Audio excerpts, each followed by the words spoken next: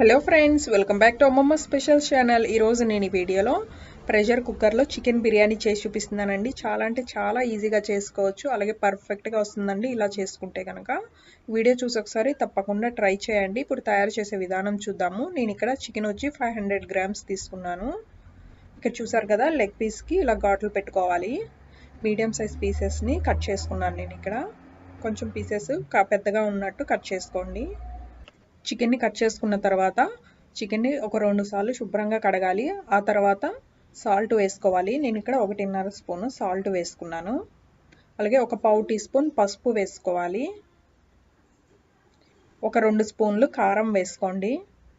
ఇంకొంచెం స్పైసీ కావాలనుకున్నా ఇంకొంచెం యాడ్ చేసుకున్న కారం పర్వాలేదు. అలాగే ఒక స్పూన్ ధనియాల పొడి వేసుకోవాలి. ఒక స్పూన్ గరం మసాలా పొడి వేసుకోవాలి. ఒక స్పూను బిర్యానీ మసాలా పొడి వేసుకోవాలి. అలాగే 1.5 స్పూను అల్లం వెల్లుల్లి పేస్ట్ వేసుకోవాలి. దాంట్లోనే ఒక 3 స్పూన్లు పెరుగు వేసుకోండి. పెరుగు వేసుకున్న తర్వాత లెమన్ హాఫ్ పిండుకొని మొత్తం అంతా ఈ మసాలాలన్నీ చికెన్కి పట్టినట్టు బాగా కలుపుకోవాలి. కలుపుకుని 1 గంట సేపు చికెన్ని పక్కన ఉంచుకోండి.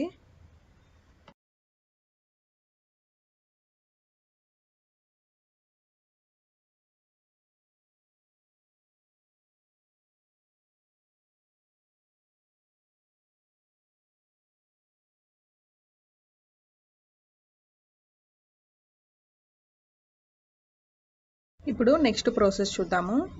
ఇప్పుడు వేరే ఒక గిన్నె తీసుకోండి. దాంట్లో 1 గ్లాసున్నర బాస్మతి రైస్ వేసుకోవాలి. బిర్యానీ చేసుకునేటప్పుడు బాస్మతి రైస్ మంచివి తీసుకోవాలి. కరెక్ట్గా తీసుకోకపోతే కనుక బిర్యానీ మనకి ముద్దగా అయిపోయే ఛాన్సెస్ కూడా ఉంటాయి. అంటే పాత రైస్ అయితే బాగుంటాయి బిర్యానీకి. వీటిని శుభ్రంగా కడిగి వాటర్ వేసుకొని ఒక అరగంట సేపు నానబెట్టుకోండి. ఈ బాస్మతి రైస్ ప్లేస్లో మామూలు రైస్ కూడా, రెగ్యులర్గా వాడే రైస్ కూడా తీసుకోవచ్చు. ఇప్పుడు నెక్స్ట్ ప్రాసెస్ చూద్దాము. గ్యాస్ స్టవ్ ఆన్ చేసుకొని కుక్కర్ పెట్టుకోండి. దాంట్లో ఒక 4 నుంచి ఒక 5 స్పూన్లు ఆయిల్ వేసుకోవాలి.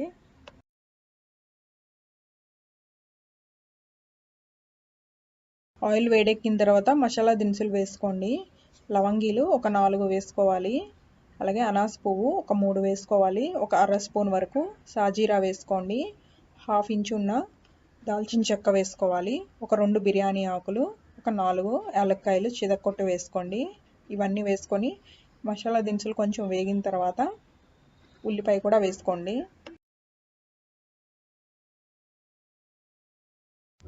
ఉల్లిపాయ బారుగా కట్ చేసుకొని వేసుకోండి. మీడియం సైజ్ ఉల్లిపాయలు అయితే ఒక 2 వేసుకోవాలి. పెద్ద సైజు ఉల్లిపాయ అయితే 1 వేసుకోండి. వేసుకొని ఇవి లైట్ బ్రౌన్ కలర్ వచ్చేంత వరకు వేయించుకోవాలి.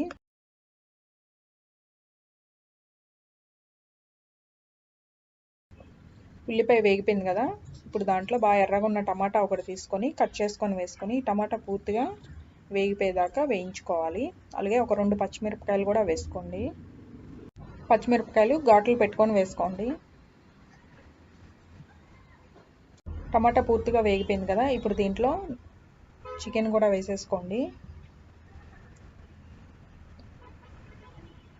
చికెన్ మొత్తం వేసేసుకొని ఒకసారి మొత్తం అంతా కలుపుకొని మూత పెట్టుకోవాలి. మూత పెట్టుకొని ఒక 10 నిమిషాల సేపు చికెన్ని ఉడికించుకోండి. గ్యాస్ని మీడియం ఫ్లేమ్లో పెట్టుకోవాలి.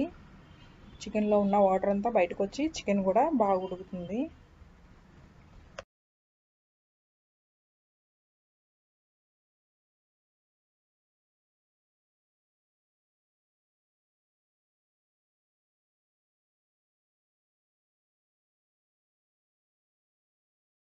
పది నిమిషాల తర్వాత మూత ఓపెన్ చేసి చికెన్ మొత్తం కలుపుకోండి. గ్యాస్ని హై ఫ్లేమ్లో పెట్టుకొని ఒక 2 నిమిషాల సేపు చికెన్ని ఉడికించుకోవాలి.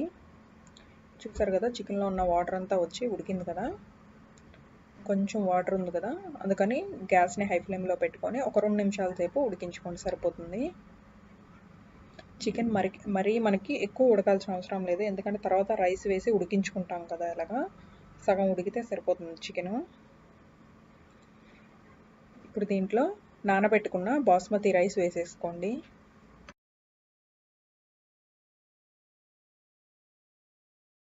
బియ్యం మొత్తం వేసుకున్న తర్వాత దాంట్లో ఒక గుప్పెడు చేత్తో తీసుకోండి పుదీనా ఆకులు, అలాగే కొత్తిమీర ఆకులు కట్ చేసుకొని వేసుకోండి.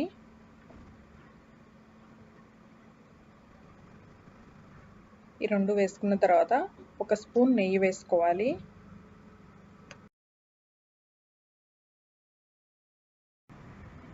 నెయ్యి వేసిన తర్వాత మొత్తం అంతా కలుపుకోండి. చికెను ఈ రైస్ మొత్తం అంతా కలిసినట్టు కలుపుకోవాలి. ఇలా మొత్తం అంతా కలుపుకున్న తర్వాత వాటర్ వేసుకోండి. గ్లాస్ రైస్కి వచ్చి గ్లాసున్నర వాటరే వేసుకోవాలి. మనం ఇక్కడ రైస్ వచ్చి గ్లాసున్నర తీసుకున్నాం కదా, అందుకని ఇంకొక అర గ్లాస్ రైస్కి 3/4 గ్లాస్ వాటర్ వేసుకోవాలి. కొంచెం తగ్గించే వేసుకోండి 3/4 గ్లాస్కి, ఎక్కువ మాత్రం వేసుకోవద్దు. వేసుకుంటే మెత్తగా అవుతుంది, ఎందుకంటే రైస్ నానబెట్టాం కదా ఆల్రెడీ, అందుకని ఎక్కువ పట్టదు. ఇలా వాటర్ వేసుకొని గ్యాస్ని హై ఫ్లేమ్లో పెట్టుకోండి. ఒకసారి ఉప్పు చెక్ చేసుకోండి. మనం ఆల్రెడీ చికెన్లో వేసాం కదా ఉప్పు, అందుకని నేను మధ్యలో ఎక్కడా వేయలేదు, చెక్ చేసి వేసుకుందామని చెప్పి.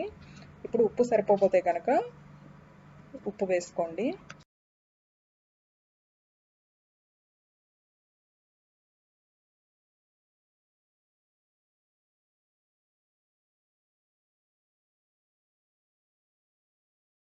ఉప్పు చూసుకున్న తర్వాత ఇప్పుడు పైన మూత పెట్టుకోండి. కుక్కర్కి విజిల్ పెట్టుకొని మూత పెట్టుకోవాలి. గ్యాస్ని హై ఫ్లేమ్లో పెట్టుకొని ఒక 2 విజిల్ వచ్చేంత వరకు ఉంచుకుంటే సరిపోతుంది. ఆ తర్వాత గ్యాస్ స్టవ్ ఆఫ్ చేసి పూర్తిగా ప్రెషర్ పోయిన తర్వాత మూత ఓపెన్ చేసి ఒకసారి చూడండి.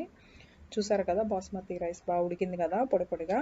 ఇప్పుడు మొత్తం అంతా ఒకసారి కలుపుకోండి. వేడి మీద మనకి తడి తడిగా ఉంటుంది, అందుకని చల్లారితే ఇంకా పొడి పొడిగా బాగుంటుంది. ఇది ఇప్పుడు ఒక ప్లేట్లోకి సర్వ్ చేసుకోండి వేడివేడిగా. చూసారు కదా చికెన్ బిర్యానీ ప్రెషర్ కుక్కర్లో చాలా ఈజీగా రెడీ అయింది కదా. ఇలా కనుక చేసుకుంటే టేస్ట్ చాలా బాగుంటుందండి. ఈ వీడియో చూసి ఒకసారి తప్పకుండా ట్రై చేయండి. ఎలా వచ్చిందనేది కామెంట్ చేయండి. నచ్చినట్టయితే లైక్ చేయండి. నా ఛానల్ సబ్స్క్రైబ్ చేసుకోకపోతే సబ్స్క్రైబ్ చేసుకోండి. బాయ్.